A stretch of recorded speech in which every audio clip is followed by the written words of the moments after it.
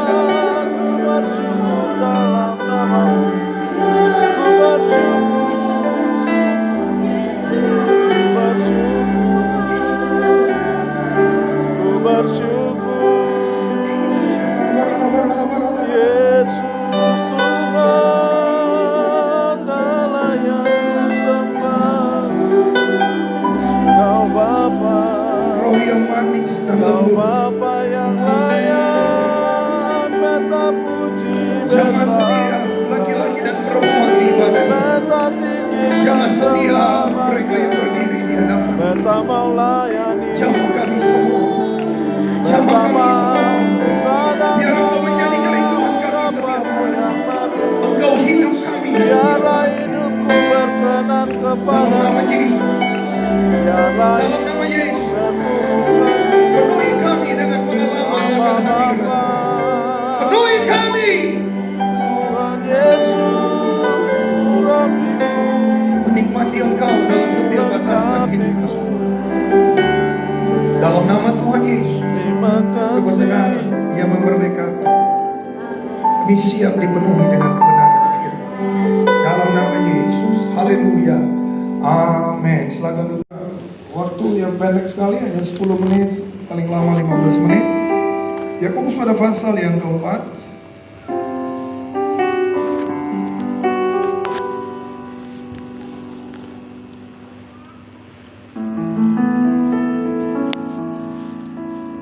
Statement dari bagaimana penuh dengan pengalaman, experience with God.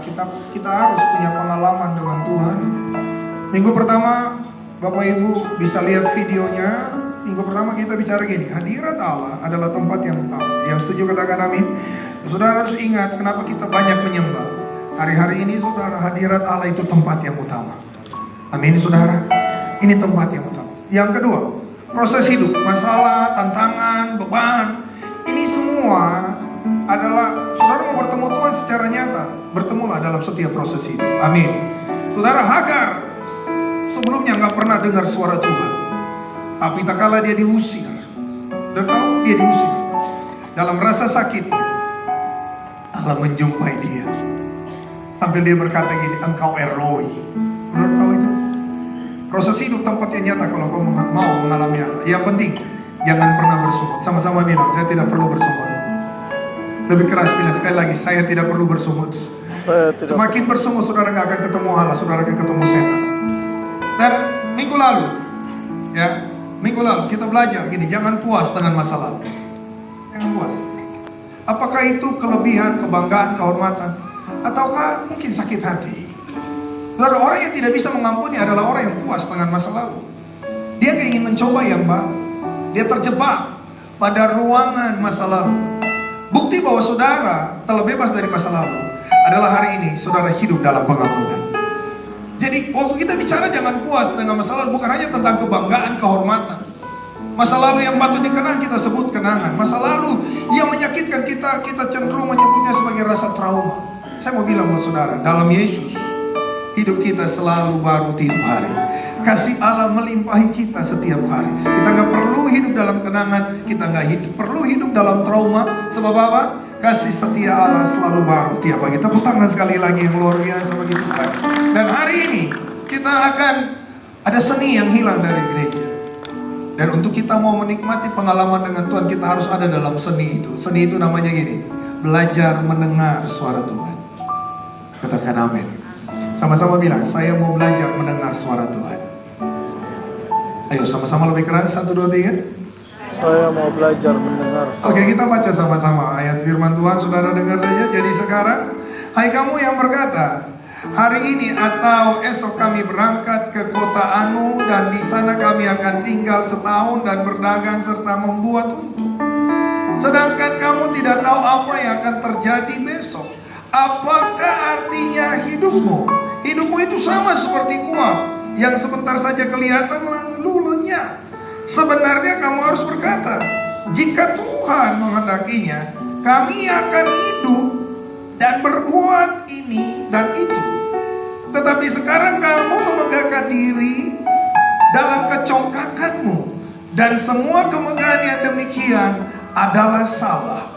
Jadi jika seorang tahu bagaimana ia harus berbuat baik, tetapi ia tidak melakukannya, ia berdosa.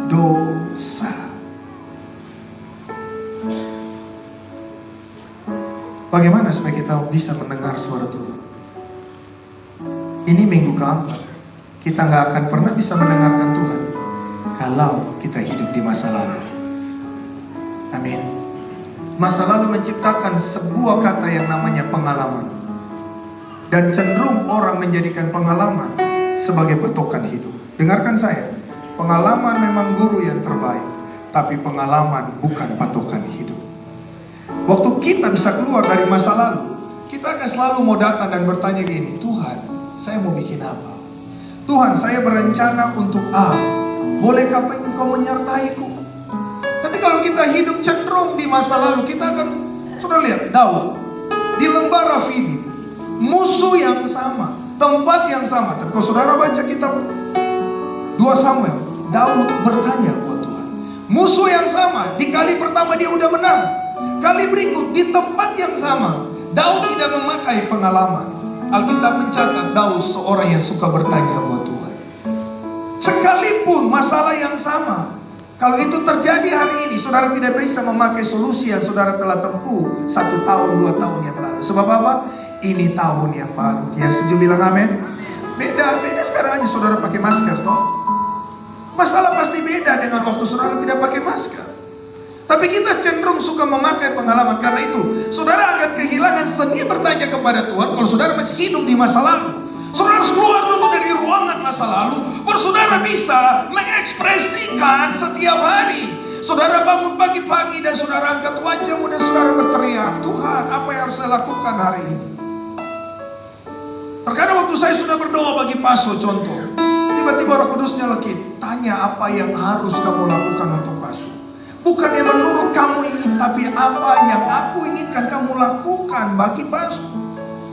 Nah itu kita nggak akan dapat di mana-mana. Kita cuma dapat waktu kita telah keluar dari masa lalu. Kita tidak berkancang dengan keberhasilan hari kemarin, tapi kita tahu hari ini adalah hari ini. Hari kemarin sudah berlalu. Karena saya berjalan hari ini, maka saya harus punya tuntunan yang baru dari Tuhan. Dan karena itu saya akan suka bertanya. Saudara, hal yang pertama, kenapa kita harus bertanya buat Tuhan dengan cepat? Brian, tolong, kamu lebih cepat dari saya. Karena gini, kita tidak tahu apa-apa tentang hari esok. Yang setuju bilang, siapa yang tahu hari esok? Siapa yang tahu habis ibadah dia pulang jadi apa? Siapa yang tahu? Tidak ada. Tidak ada. Tidak ada. Tidak ada. Tidak ada yang tahu. Kalau semua tahu apa yang akan terjadi besok, wow, saya pikir banyak mungkin tidak berani keluar rumah. Kita tak pernah tahu apa yang akan terjadi besok. Jangankan besok keluar gereja, apakah Anda tahu apa yang akan terjadi? Tidak ada kan? Tidak ada. Kita semua majelis bingung yang dengan terjadi buat Kobun. Kobun begitu aktif di grup majelis, selalu memberkati kita dengan segala kiriman-kiriman WhatsApp-nya. Tiba-tiba kabar berita udah seperti itu, sangat cepat. Kita tidak pernah tahu 1 menit di depan. Bapak Ibu ada duduk, bisa saja sebentar kita sudah terima kabar duka.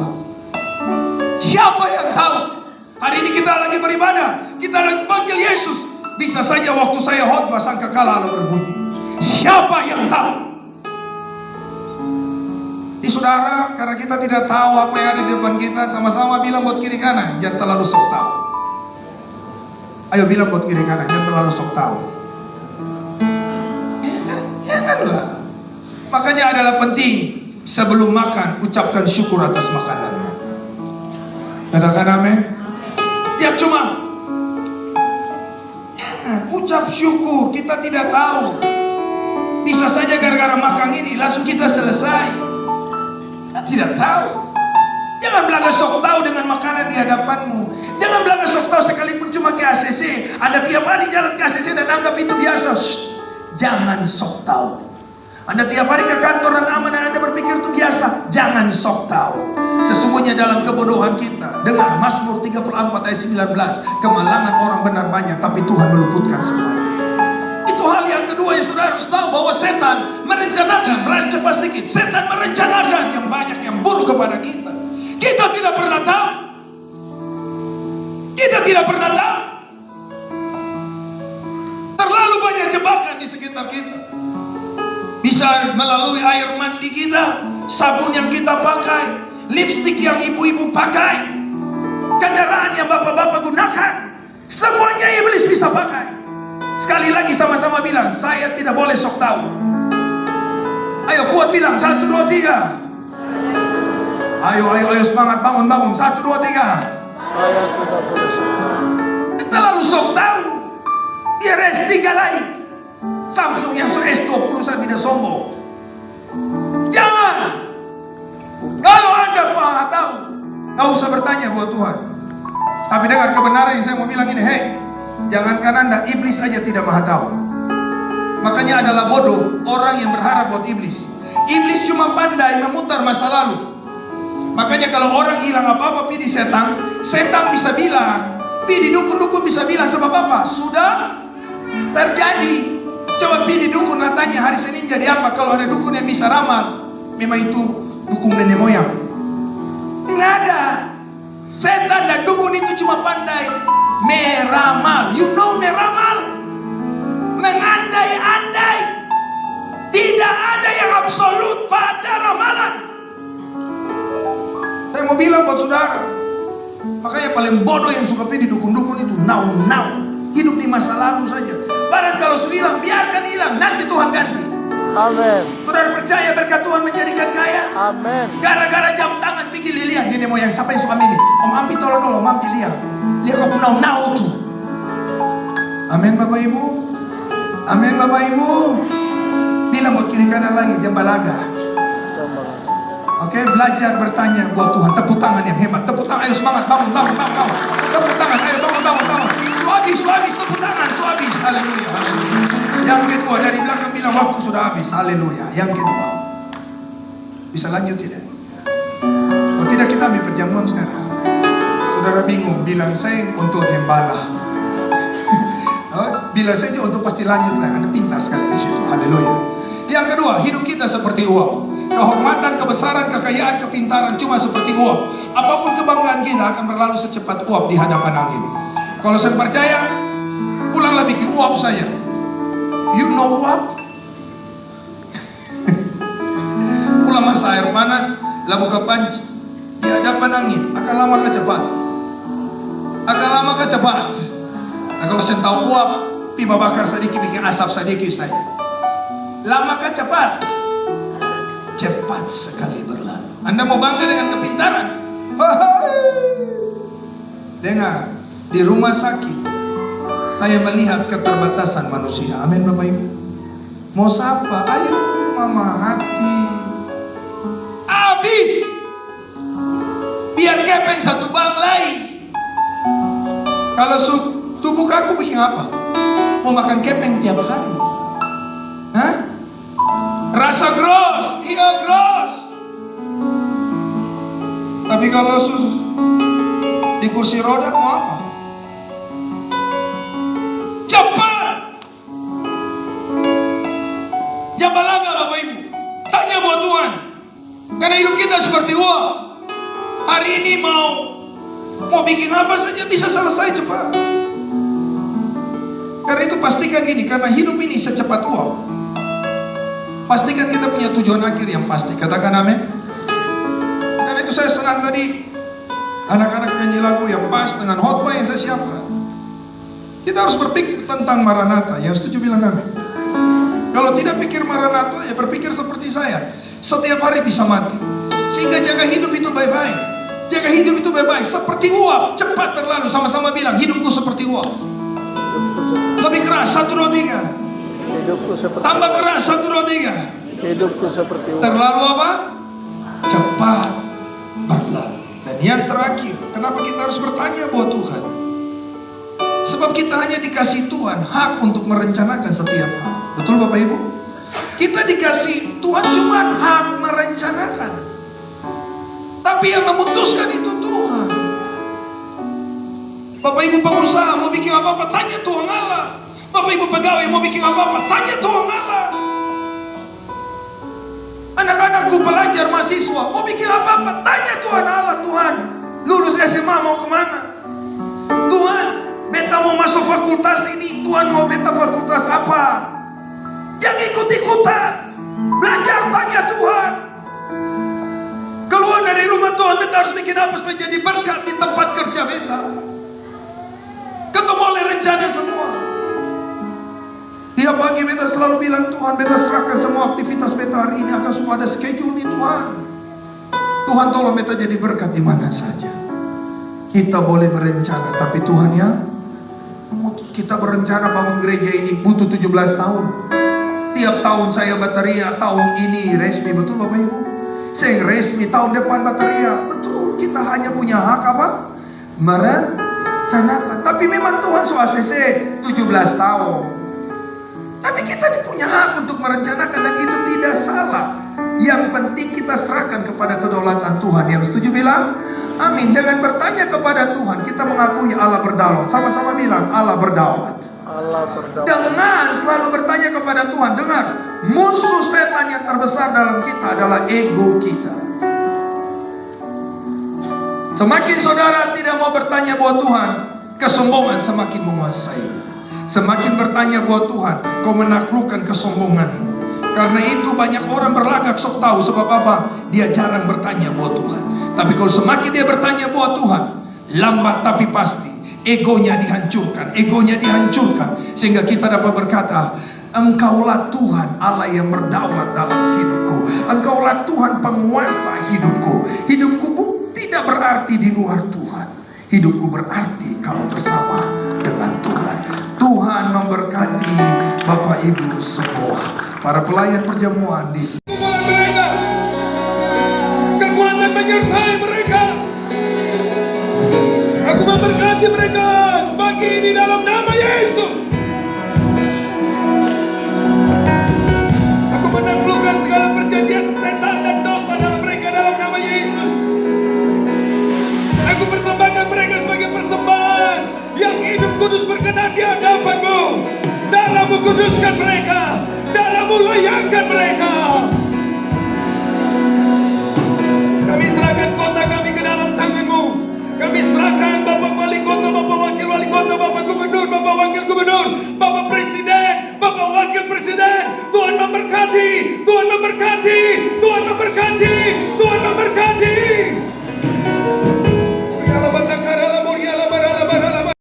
Tuhan memberkati Indonesia, Tuhan memberkati Maluku, Tuhan memberkati kota Ambon. Dalam nama Yesus, dalam nama Yesus. Kepadamu Bapa,